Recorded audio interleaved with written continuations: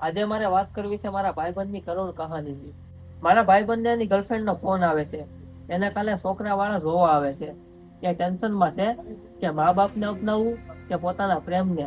મા બાપને અપનાવવું તો પ્રેમ બેવફા કહેશે, અને પ્રેમને અપનાવવું તો સમાજ ઇજ્જત વગરની કહેશે. મારા ભાઈબંધે એને જવાબ આપ્યો કે મનાવી લેજે તારા મા બાપને છેલ્લી કોશિશ સુધી, છતાં પણ ન માને ને તો છેલ્લે એ છોકરા સાથે લગ્ન કરી લેજે, અને પછી જે મારા ઉપર વીતે ને એ તો મને જ ખબર છે.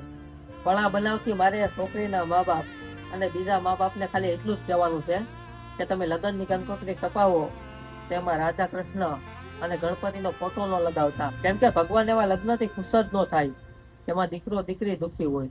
અને ભગવાન એવા મા બાપથી ખુશ જ નથી જે મા બાપ એના સંતાનના પ્રેમને સમજ્યા નથી. અને લગ્નની કંકોત્રી બે લોકોના મિલન માટે છપાય છે, કોઈની જિંદગી બરબાદ કરવા માટે નહીં.